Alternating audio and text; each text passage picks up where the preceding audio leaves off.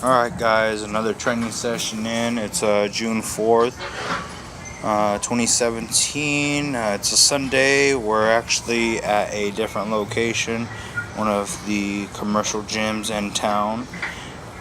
Squats are on the menu today, 4x4 at 82.5%. That's giving me 410 pounds. So let's see how it goes. First set, like I said, felt good, felt really strong. One thing, like I said, I've been focusing on, and like I said, with these few sets coming in, is nailing the very first rep, sinking it. Like I said in the previous video, I just have a tendency to be a little high on the first one, which we only have 3 attempts, so gotta make them count. So like I said, we trained about 2:30 this day. Like I said, everything's feeling good, smooth. So as far as nutrition wise, I'm usually having pretty much the exact same thing pre-training for my 4 days of training during the week. About 800 to 900 calories prior training, just depending on what time of day it is. Actually, regardless of time of day it is, I usually have 800 to 900 calories prior training, and then I'll have actually the rest of my calories post-training, which if you follow me on Instagram or Facebook, you'll see usually a super big carb heavy meal, which is my post-workout meal. So like I said, on these sets, they were pretty consistent. There was a couple, I would say maybe 3 reps, so maybe 1 rep each set, and I had a groove and kind of just slipped out of the groove. So I don't know if it was something that just got me distracted, something I thought of, or something that I just tried to improve before the next rep, so they just actually just got me out of the groove. One thing that may have also helped out with depth this week is there's actually a mirror. So I was definitely using that to guide of how deep I would actually need to be, and then coming up. So what I'm planning to do is actually have someone give me an up call when we compete. The last set for change angles, guy actually needed to use a squat rack, but as you can see, he just has his belt on there, which is cool. No worries. Like I said, we have plenty of room. Gives me a chance to experiment with different viewpoints. So like I said, again, training in the rebands, like I said, they're loose. As you can tell, I have them over a pair of sweats. Really don't struggle to put these on, but should be using the SBDs, or actually I'm gonna go with some strong sleeves leading up to the meets. So again, these felt really good, felt really strong. Like I said, core super tight. Like I said, one thing is just focusing on sinking the first one, so we can nail the first attempt and go from there. So those were our 4 sets of squat. Now we lead to bench press. Warmed up well. These bench presses kind of suck. Training partner Steve, that you'll probably see here and out of the video, actually mentioned these bench presses were from Goodwill, just because we're used to, or I'll say accustomed now to, using the bench presses from the Bar Athletic Club, which probably will have hands down the best bench presses in town. So definitely has wider bench, thicker pad, so more stability. Like I said, we're rocking back and forth on this one here. So first set's at 270. The speed's okay. If you notice, one thing on my bench presses is the speed of the bar off the chest is usually pretty good, but if you pay close attention, about midway, I would say the speed decreases by half. So that's going to lead to my weakest link, which would be my arms, my triceps. So that's something that I've been trying to focus on these last 7 weeks or so, probably even prior to that, but still incorporating some more overload in this particular area to actually get a better lockout.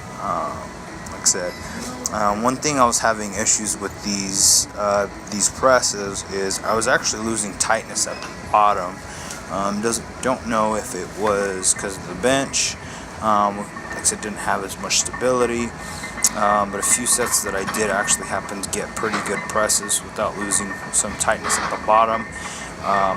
I came down a little bit lower, nothing usual, but just a little bit lower on this bench press with my bar pad, and seemed to fix it. But we will see next week when we go back to the Bar Athletic Club to see if that was the fix of actually bringing the bar a little bit lower, or it was just the actual bench press. So I had a 4x4 plan at 75%, but the first two sets at 270 felt really good, so I decided to go bump up with my little leeway that I was telling everybody about, is the 2.5%. So we bumped up 5 pounds at 275. And we hit it for a 4x4. Try to pause at least one rep out of the 2 sets. Now, with this, like I said, bench being my weakest, something that I definitely need to improve on.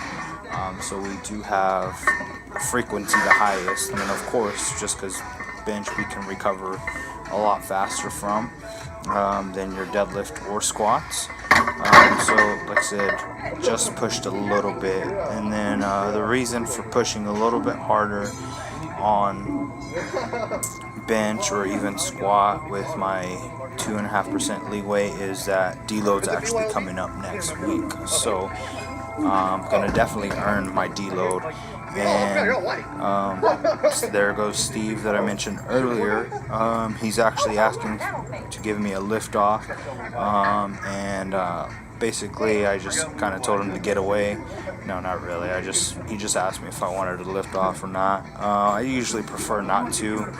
I just get, because I'm accustomed to training on my own, so I usually don't use one. So just kind of keep that constant. Maybe once we get to the peaking phase, as far as for the list, we'll start doing handoffs, incorporate those, so that way we can, get a little bit more specific to what the meat's going to be.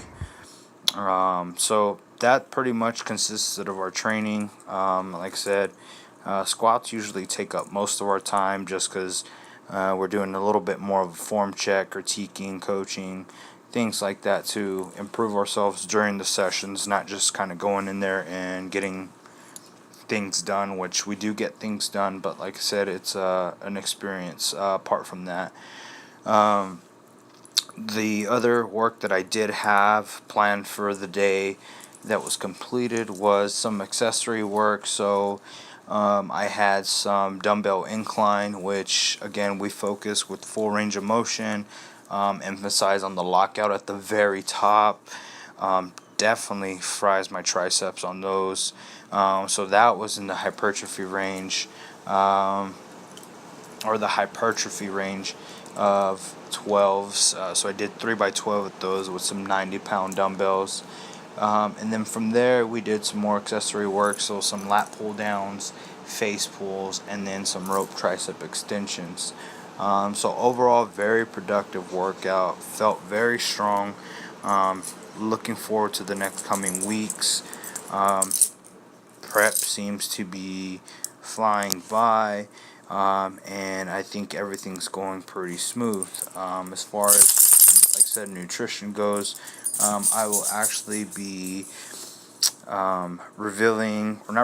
just getting the nutrition aspect recorded and kind of going to go on week to week, just kind of displaying of what I've done in the past 7.5 weeks with my hypertrophy blocks and strength block, like I said, in the past 7 weeks. So if y'all have any questions, comments, concerns, something that I can do to make this stuff better, fairly new at making these videos and posting my progress. Like I said, the Strength Chronicles, or just finding my strength again. Definitely let me know. Keep me updated. Like I said, comment, subscribe, all that awesome stuff. And we will see you for part 2 of next week, which will include some deadlifts and some accessory work. See y'all later.